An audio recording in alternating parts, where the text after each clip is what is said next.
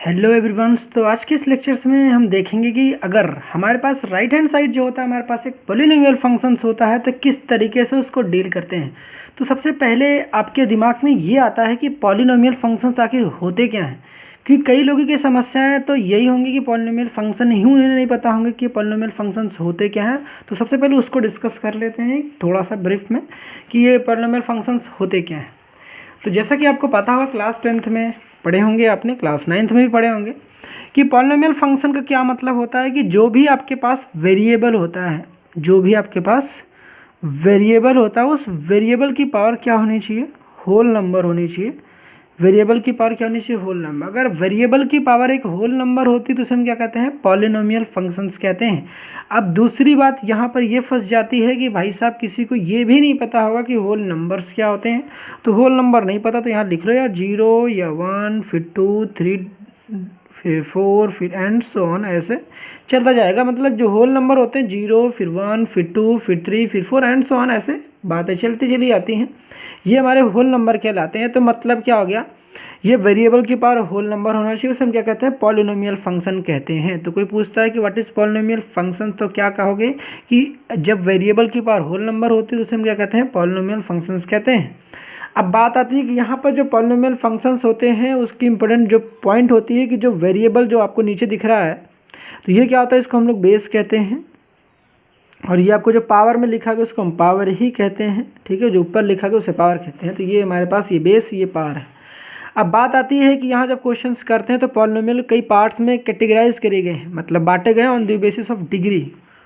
On the basis of degree हम लोग क्या करते हैं, बेसिस ऑफ डिग्री पॉलिनोमियल कई पार्ट्स में क्लासीफाई करते हैं।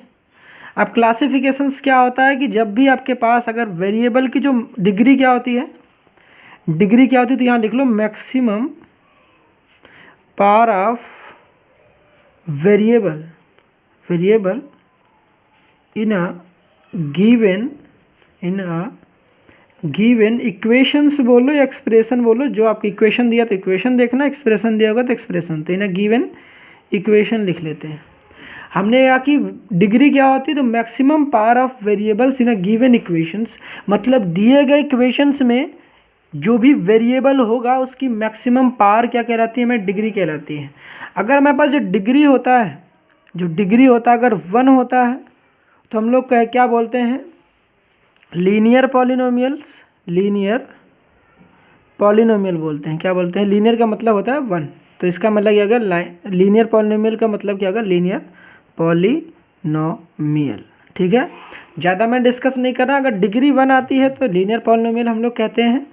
डिग्री हमारे पास कितनी निकल कर आती है, अगर 2 आती है तो हम लोग क्या बोलते हैं, क्वाड्रेटिक कहते हैं। क्या कहते हैं, क्वाड्रेटिक कहते हैं। और डिग्री हमारे पास अगर 3 निकल कर आती है तो क्या कहते हैं, इसको हम लोग क्यूबिक कहते हैं। क्या कहते हैं, क्यूबिक कहते हैं। और डिग्री हमारे पास 4 निकल कर आती है तो हम लोग क्या बोलते हैं, इसको बाई क्वाड्रेटिक कहते हैं। बाई क्वाड्रेटिक कहते हैं, बाई क्वाड्रेटिक कहते हैं। यहाँ तक चीज़ें समझ में आ रही होंगी। तो मैंने क्या बताया कि आपके पास पॉलिनोमियल को, ये आपके पास 4 से ज़्यादा नहीं आने वाले हैं।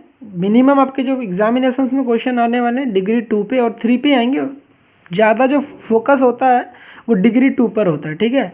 तो जो पॉलिनोमियल को 3 पार्ट में हमने कहा कि डिग्री के बेसिस पे कई पार्ट्स में आप क्लासीफाई कर सकते हो। अगर डिग्री हमारे पास 1 है तो लीनियर पॉलिनोमियल, उसके बाद डिग्री 2 है तो क्वाड्रेटिक, डिग्री 3 है तो क्यूबिक। आपके बाद आती है कि पहचानेंगे कैसे।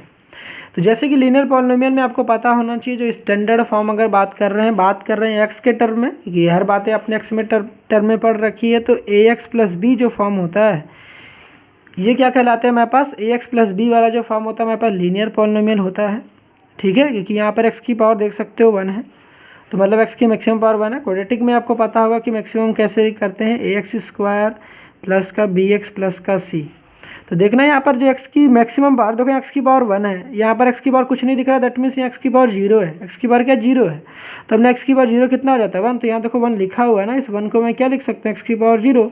तो मतलब यहाँ देखो ना, जो होल पावर है, जो भी हमारे पास x की जो पावर है वो होल पावर जो मैंने कहा रखा था हमने, कि यहाँ पर देखो x की स्क्वायर है, x की पावर 1 है, x की पावर 0, इन तीनों बताओ 2, 1 और 0 में सबसे बड़ी कौन सी पावर है, 2।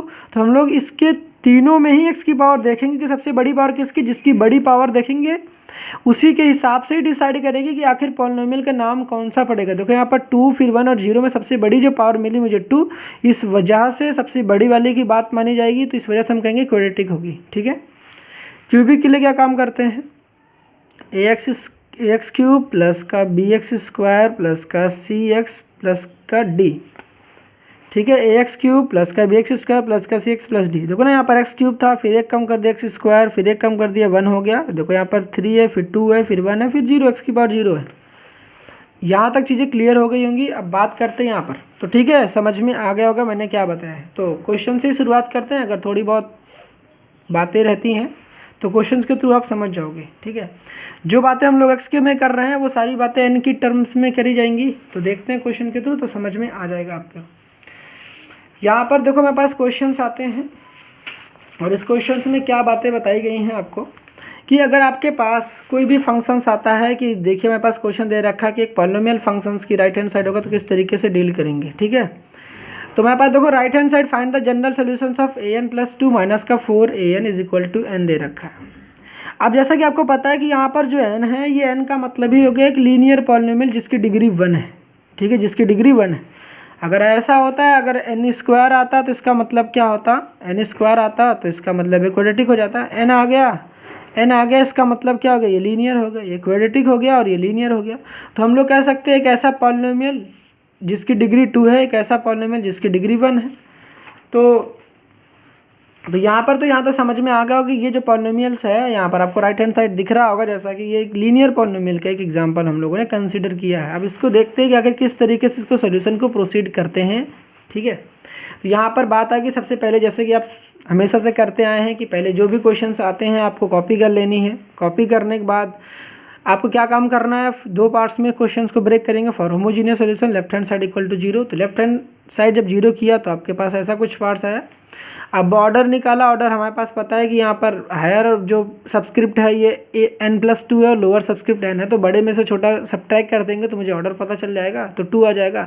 जो भी ऑर्डर निकल कर आती है सबसे बड़े वाले टर्म को हम लोग क्या कर देते हैं, x की पावर रेस करेंगे 2, उसके बाद उससे 1 कम कर देंगे तो x की पावर देखो यहाँ पर कितना दिख रहा है आपके पास, देखो x की पावर 2 हो जाएगी।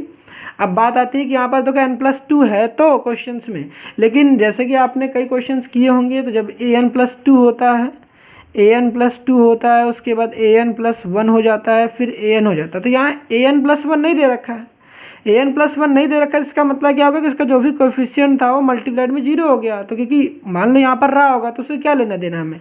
तो जब आप रखते हैं, मान लीजिए आपके पास ऑर्डर 2 आई, तो सबसे बड़ी वाली टर्म को आप x² रखते हैं, उससे छोटे वाले को x रखते हैं, उससे छोटे वाले क्या रख देते हैं 1। तो देखो 2, फिर यहाँ पर पावर हमारे पास कितना हो गया 1, या x की पावर 0 है, और x की पावर 0 ही क्या कहलाती है, 1 कहलाती है। इस वजह से हम लोग क्या करते हैं, ऐसे रखते हैं। जब ये है ही नहीं है, n+1 वाला टर्म है ही नहीं, तो उसको नहीं लिखेंगे, केवल 1 ही लिखेंगे an की जगह पर। an की जगह पर क्या लिख देंगे 1।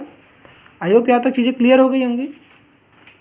हमने क्या बताया फिर, देखो यहाँ पर an+1 तो था नहीं, तो an+1 नहीं था तो उसको x लिखा ही नहीं, तो यहाँ पर an की जगह पर 1 लिख दिया, फिर -4 हो गया, तो an+2 x² फिर -4 दिस इज इक्वल टू 0। यहाँ तक चीज़ें क्लियर होंगी, मुझे ऐसा लगता है। अब आप समझिए कि आपको समझ में आ रहा है कि नहीं आ रहा। नहीं समझ में आ रहा तो कमेंट सेक्शन में जाके बता देना, डेफिनेटली एक देखेंगे कि अगर आपको नहीं समझ में आया तो कुछ नई चीज़ें ट्राई करेंगे।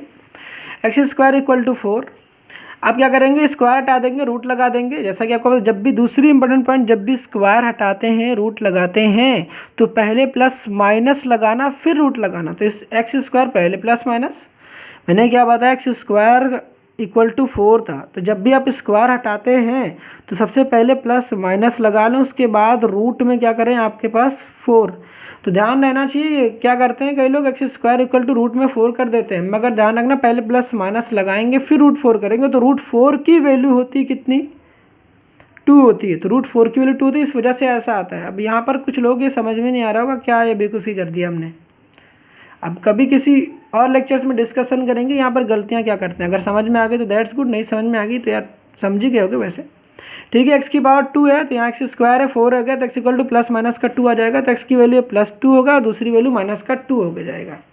तो x की 2 वैल्यूज आ गई हैं, रूट्स निकल कर आ गए, दोनों ही रूट्स रियल एंड डिफरेंट हैं। तो जैसा कि आपको पता रियल एंड डिफरेंट होंगे तो -2 की पावर भी n, c1 + 2 की पावर n, c2 हो जाएगा।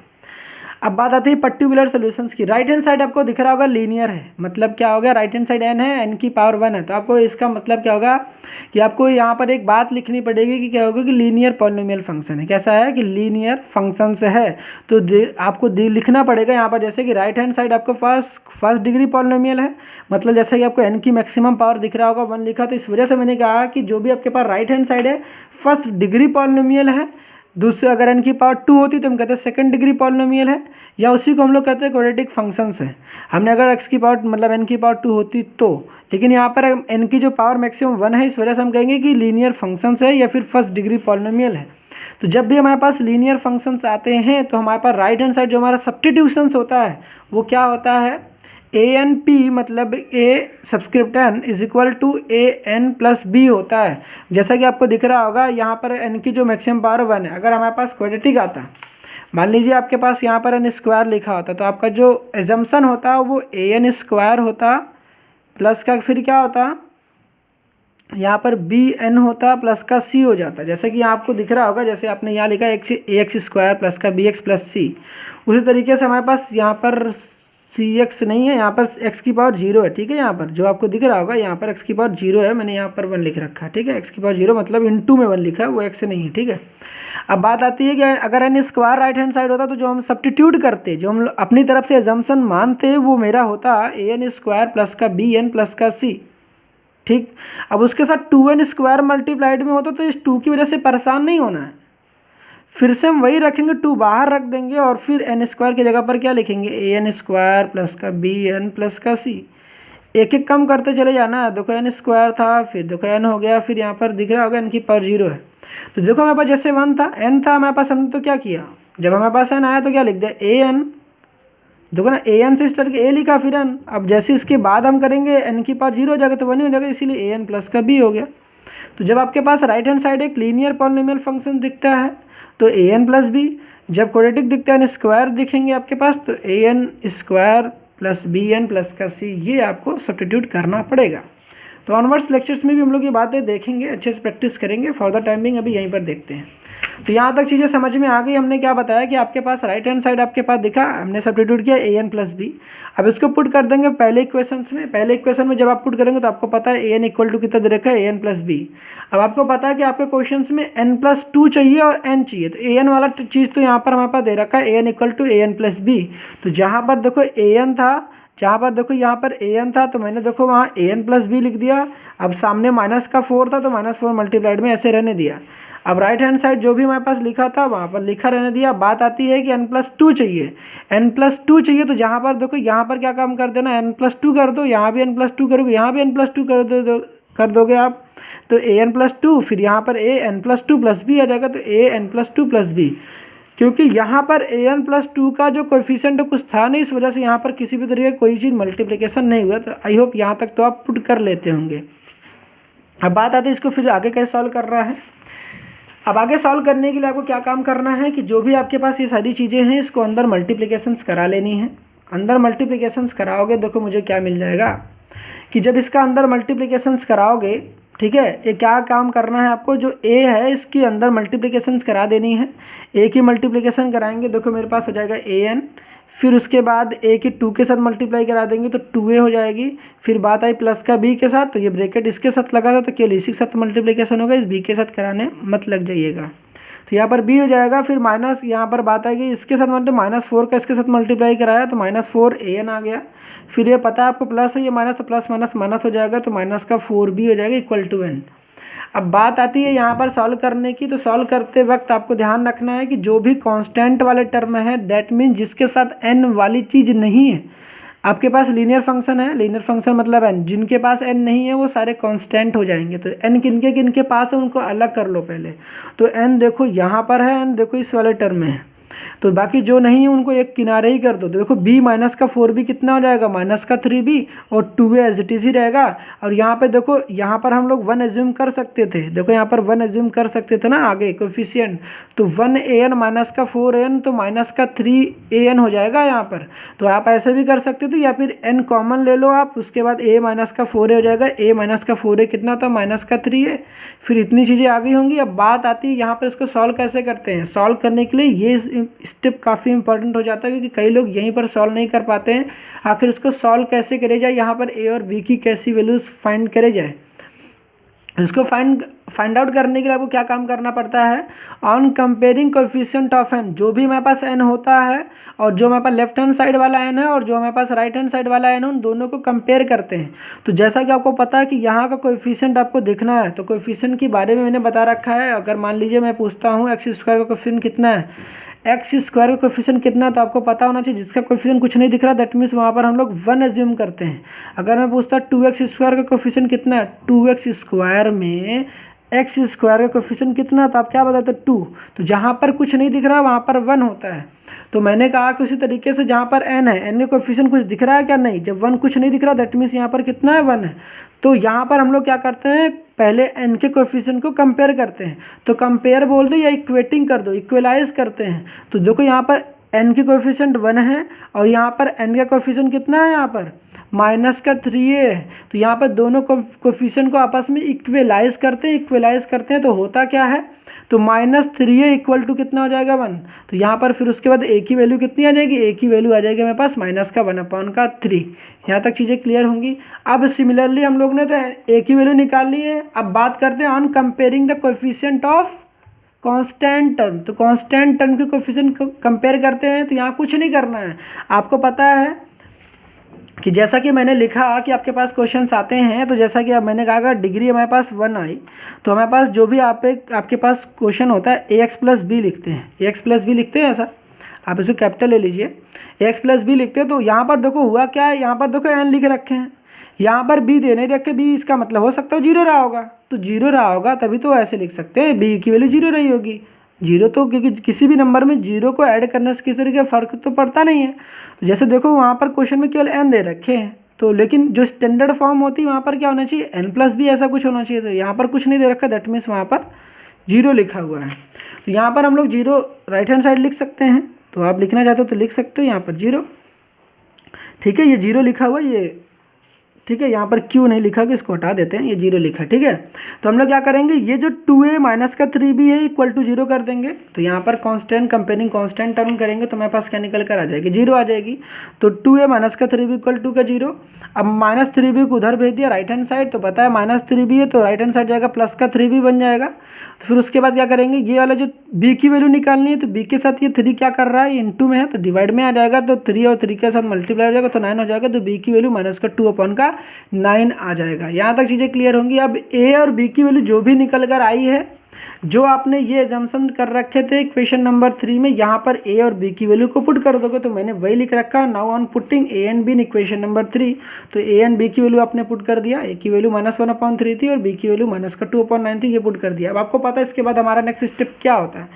नेक्स्ट स्टेप ये होता है कि हम लोग कंप्लीट सोल्यूशन निकालते हैं। कंप्लीट सोल्यूशन के लिए जैसा कि आपको पता है, फॉर टोटल सॉल्यूशंस के लिए हम लोग क्या काम करते हैं, टोटल सॉल्यूशंस के लिए an this is equal to an homogeneous plus an particular solutions, दोनों का आपस में ऐडअप कर देंगे।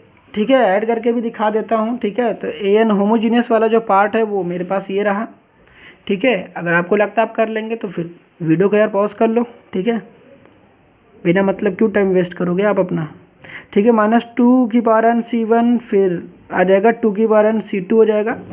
राइट हैंड साइड आपके पास देखो, हमारे पास जो पर्टिकुलर सोल्यूशन था -1/3 इंटू n, प्लस में आ जाएगा -1/3 इंटू का n, फिर उसके बाद हमारे पास क्या था, -2/9, तो -2/9 हो जाएगा, -2/9। ये था हमारे पास टोटल सोल्यूशंस, या यूँ कह सकते हैं हमारा जनरल सोल्यूशन था, जो कि इस वाले क्वेश्चंस का हमारा पास आंसर था। आई होप यहाँ तक चीज़ें समझ में आ गई होंगी, मैंने क्या समझा रखे हैं। बढ़ते हैं नेक्स्ट क्वेश्चन की तरफ, तब तक यहाँ पर नोट कर लीजिए जो भी आपको नोट डाउन करने हैं। ऐसे नहीं दिख रहे होंगे तो ऐसे देख लो एक बार। ठीक है, मैंने क्या लिख रखे हैं। अगर राइट हैंड साइड हमारे पास एक पॉलिनोमियल फंक्शंस होता तो किस तरीके से डील करते हैं। ये रहा मेरा next part, a and b की वैल्यू को फाइंड आउट किया। उसके बाद आपको पता है कि पर्टिकुलर सोल्यूशन भी निकाल लिया, होमोजेनियस सोल्यूशन भी, दोनों को आपस में ऐड अप कर देना है, तो हमें क्या मिल जाएगा, जनरल सोल्यूशंस। तो नेक्स्ट क्वेश्चन हमारा आपके स्क्रीन पर ये रहा। तो ये रहा हमारा नेक्स्ट क्वेश्चन। कह रखा कि find the general solution find out करना है। अब फाइंड आउट करने के लिए आपके पास इक्वेशन दे रखी है। हमेशा की तरह मैंने आपको एक बात बताई थी कि कई बार ऐसी चीज़ें हो सकती हैं कि आपके फेवर में नहीं होंगी। कहने का मतलब है कि बनी बनाई खीर नहीं मिलेगी आपको, कि जैसे कि हर क्वेश्चंस में क्या होता था कि ऐसे आपको बनी बनाई चीज़ें मिल जाती थी कि हर एक ए वाली साइड चीज़ें एक ही तरफ होती थी। मगर इस क्वेश्चंस में आप देख सकते हो कि मैंने प्रीवियस कई लेक्चर्स में बता रखी, कई दफ़ा ऐसी हो सकती हैं कि जो ए वाले टर्म्स हैं एक साइड ना हो, तो आपको खुद करने पड़ेंगे। तो जैसा आपको यहाँ दिख सकता है इस क्वेश्चंस में कि जो ए वाले टर्म्स हैं वो एक तरफ नहीं है, तो आपको मेंटली आपको जज करना है कि जो आपको ए वाले सारी टर्म्स उसको एक साइड कर लेना है। तो मैंने क्या किया, जितने भी ये वाले टर्म्स है पहले गिवन क्वेश्चन को कॉपी किया। कॉपी करने के बाद जो भी आपके पास ए वाला टर्म है उसको क्या कर दिया, उसको इधर ट्रांसफ़र कर दिया। अब आपको दिख रहा होगा प्लस का तो माइनस का an माइनस 1 हो जाएगा। राइट हैंड साइड आपको दिख रहा होगा 14n प्लस का 5 दिख रहा है। क्या आपको ये फॉर्म नहीं दिख रहा है? पॉलिनोमियल मैंने कहा था ax प्लस बी का फॉर्म, ax प्लस का बी का फॉर्म। तो यहाँ पर यार एक्स के टर्म में पढ़ते थे आप, तो यहाँ पर कुछ नया नहीं लिखा हुआ है। यहाँ पर an प्लस का बी का फॉर्म करा जा रहा है। ये क्वेश्चन उन्होंने n के टर्म्स में दे रखे हैं और हम लोगों ने क्लास 10th में जो आपने पढ़े थे वो किस में पढ़ रखे थे, x के टर्म पढ़ रखे थे। यहाँ पर n आ रहा है तो इसमें प्रॉब्लम्स वाली कोई बात आई थिंक नहीं होगी ऐसी चीज़ें। तो आपको पता चलेगा कि यहाँ पर जो n है n की पावर 1 है, तो आपका पता चलेगा कि ये एक लीनियर फंक्शन है। अब सेम काम यार यहाँ कुछ नया नहीं करना है, left hand side equal to 0 कर देनी है। an minus 8 an minus 1 equal to 0। Order निकाल लोगे तो ऑर्डर आपको पता है 1 आ जाएगी। अब 1 आई है तो आपको पता होगा कि an में और an माइनस 1 में, an और an माइनस 1 में इनमें सबसे बड़ा कौन है, ये है ना an। फिर उसका ये छोटा है क्योंकि n है, फिर एक कम होगा ना n माइनस 1। तो जो सबसे बड़ी वाली चीज़ टर्म है उसी को हम लोग x देंगे कि जितनी ऑर्डर आई है उतने ही x की पावर रेस करेंगे। तो यहाँ पर x आ जाएगा और आपको पता है x की पावर यहाँ पर 1 है और नेक्स्ट करेंगे तो x की पावर 0 हो जाएगी और x की पावर 0 किसके इक्वल होता है 1। तो इसका मतलब an माइनस 1 को हम लोग 1 लिखेंगे और an को क्या लिखेंगे x। तो देखो an को मैंने x लिख दिया और an माइनस 1 को देखो माइनस 8 था, माइनस 8 को 1 से मल्टीप्लाई करोगे तो फिर माइनस 8 आ जाएगा। This is equal to 0। I hope यहाँ तक चीज़ें समझ में आ गई होंगी। तो फिर देखो तो एक छोटा क्वेश्चन भी लिया, हर क्वेश्चन में क्वाड्रेटिक आते तो हमने सोचा कि यार यहाँ लीनियर भी दिए जाए ताकि आपको थोड़ी सी और क्वेश्चन की प्रैक्टिस हो सके। हर क्वेश्चन में क्वाड्रेटिक ज़्यादा प्रैक्टिस किया था। कई बार ऐसा होता है कि हम लोग क्वाड्रेटिक तो देख रहे हैं, लीनियर क्वेश्चंस आ गए तो यार परेशान हो गए आपकी क्या करना कैसे नहीं। तो जो चीज़ें बता रखी है बेसिक से देखे होंगे तो आपको समझ में आ रहे होंगे। तो रूट कितना आ गया हमारे पास 8 आ गया। माइनस 8 को जब उधर भेजोगे तो हमारे पास कितना आ जाएगा प्लस का 8 माइनस 8। जैसा कि आपको पता है कि लेफ्ट हैंड साइड माइनस 8 है तो राइट हैंड साइड जाएगा तो प्लस का 8 हो जाएगा। ठीक, साइन चेंज हो जाता है। तो रूट हमारे पास 8 आ गया। अब आपको पता है कि एक ही रूट है, अगर हमारे पास लीनियर है तो जाहिर सी बात एक ही रूट होंगे। क्वाड्रेटिक होता है तो 2 रूट आते। तो यहाँ पर an होमोजीनियस जो होगा वो 8 की पावर n c1 लिख लिया। ये क्वेश्चन नंबर 2 कंसिडर कर लिया। अब फॉर पर्टिकुलर सोल्यूशंस के लिए आपको पता है कि राइट हैंड साइड पे फोकस करी जाती है। तो राइट हैंड साइड कितना है 14n प्लस का 5 है। अब आपको पता क्या कुछ करने वाले नया नहीं है, यहाँ पर कुछ भी नया करने वाले नहीं है। देखो यहाँ पर क्या नया है कि जो भी देखो यहाँ पर 14 था उसकी जगह पर मैंने a लिख लिया, जहाँ पर 5 था वहाँ पर b लिख लिया। तो यही तो इसे तो बना है और कहीं नया से चीज़ें नहीं बन रखी है। ax प्लस बी था, आपने जैसे पढ़ रखा था ना ax प्लस का b, बचपन में पढ़ा था ना ax प्लस बी, कैपिटल ले लो या स्मॉल ले लो आपकी एजम्पशन है। तो वहीं से चीज़ें आई और कहीं से आई नहीं है। तो an प्लस का b आ गया, उसको एज्यूम कर लिया हमने। एक नया वेरिएबल एज्यूम के लिए a और b, तो an पर्टिकुलर के लिए हम लोग ये एज्यूम कर लेंगे। अब इसको आपको पता कहाँ पर पुट करना है, इक्वेशन फर्स्ट में। इक्वेशन फर्स्ट किसे एज्यूम करोगे, जो आप रीअरेंज कर लिखते हो। जैसे कि आप क्वेश्चन को रीअरेंज करते हो ना, ए वाली टर्म को सारी एक साइड कर लेते हो तो उसको इक्वेशन 1 एज्यूम करना। तो सारी रीअरेंजमेंट के बाद मेरे पास ये आई, मैं इसको किस में पुट करूँगा, इसमें। तो आपको पता है यहाँ पर मुझे n चाहिए और n माइनस 1 चाहिए। तो an तो मेरे पास दे रखा है an प्लस बी, तो an की जगह पर तो मैं लिख दूंगा, an की जगह पर an प्लस बी लिख दूंगा। अब मुझे n माइनस 1 चाहिए, n माइनस 1 के लिए मैं क्या कर दूंगा, यहाँ भी n माइनस 1 लिखूंगा और यहाँ भी n माइनस 1 कर दूंगा। जहाँ पर n है वहाँ पर n माइनस 1। देखो मेरे के पास क्या हो गया, माइनस 8 लिखा था तो माइनस 8 मैंने लिख दिया। अब मुझे क्या चाहिए, an माइनस 1, तो जहाँ पर देखो n था वहाँ पर n माइनस 1 कर दिया, an माइनस 1 प्लस का b, फिर हो गया हमारे पास पूरी चीज़ें ब्रैकेट में क्लोज कर दिया। अब ब्रैकेट लगाना यहाँ पर बेहद जरूरी क्योंकि सामने माइनस है, ठीक है, तो इस वजह से ब्रैकेट लगाना जरूरी है। और ये 8 जो होगा, अब इतनी चीज़ें तो क्लियर हो गई होंगी। अब इसके बाद क्या काम करना है, इसके बाद आपको पता है कि इसकी मल्टीप्लिकेशंस कराएंगे अंदर। जब मल्टीप्लिकेशंस कराएंगे देखो हमारे पास क्या मिलेगा, मल्टीप्लिकेशंस के दौरान हमें मिलेगा an प्लस बी। अब आपको मैंने क्या बताया, सबसे पहले ना इसकी मल्टीप्लिकेशन मैंने अंदर करा दी क्योंकि यहाँ भी एक ब्रैकेट लगा था, तो पहले अंदर की ब्रैकेट को ही सॉल्व कर लिया। तो a की मल्टीप्लिकेशन n के साथ करा तो an माइनस का a हो जाएगा, प्लस का क्या हो जाएगा, ये b था तो प्लस का b रहेगा। उसके बाद 14n प्लस का 5 था तो 14n प्लस का 5 हो जाएगा। अब -8 का फिर से मल्टीप्लिकेशन कराएंगे, -8 a का इसके साथ, फिर इसके साथ, फिर इसके साथ, तो माइनस का 8an प्लस माइनस का प्लस, ये माइनस है ये भी माइनस है, दोनों ये भी माइनस ये भी माइनस, तो प्लस हो जाएगा, तो प्लस का 8 है यहाँ पर, फिर हो जाएगा माइनस का 8b हो जाएगा। This is equal to 14n plus का 5। अब आपको मैंने क्या बताया, जितनी भी n वाली चीज़ें हैं उसको एक साइड कर लो, क्योंकि आपको पता है कि लीनियर है। जब भी लीनियर आ रही तो जितने n वाली चीज़ें उसको एक साइड कर लो। तो देखो मेरे पास an था और यहाँ भी देखो n था, यहाँ भी n था, उसको एक साइड कर लिया। तो an माइनस का 8an की बात करा हमने, तो यहाँ पर हमने फिर से देखा कि यार 1an माइनस का 8an कितना हो जाएगा, 1 माइनस 8 कितना हो जाएगा, माइनस का 7an हो जाएगा। ये चीज़ें तो आप सॉल्व कर लेते होगे, ठीक है। तो इसको सॉल्व करने पे हमारे पास क्या निकल कर आ गया, ये आ गया, ठीक।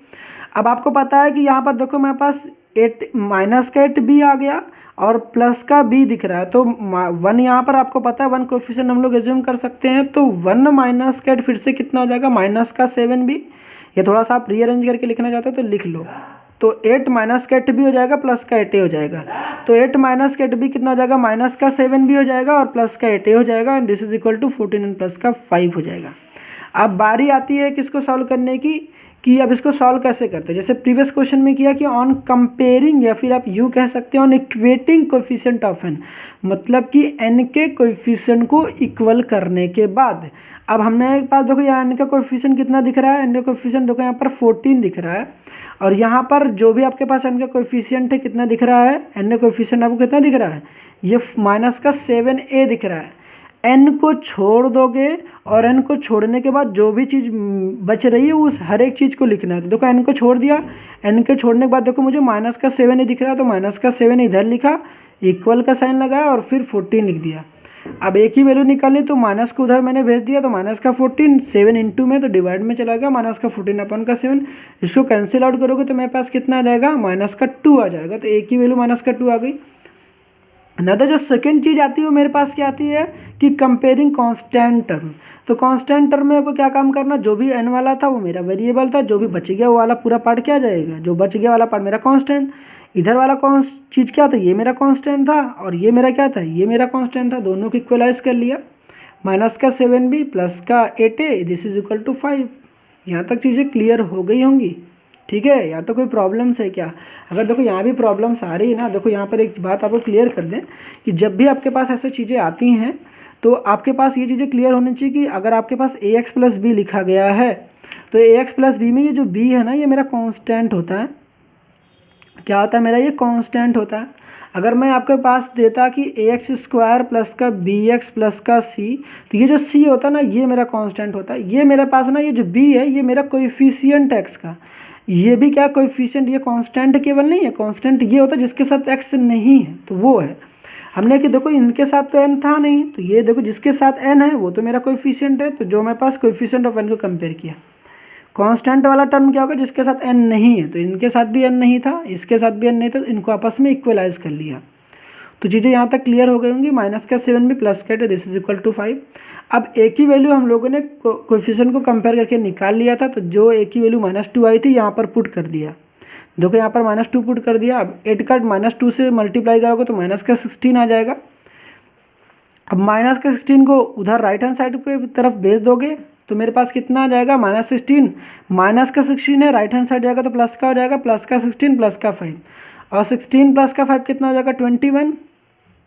फिर आ जाएगा माइनस का 7b। अब b को निकालना है तो आपको पता है माइनस को इधर ट्रांसफर हो गया, -21 इंटू में है 7, तो डिवाइड में जाएगा, तो 21 अपन का 7, तो उसको कटिंग कर दोगे तो 7 कितना हो जाएगा, 3 जा कितना हो जाएगा 21, तो b की वैल्यू कितनी आ जाएगी, -3।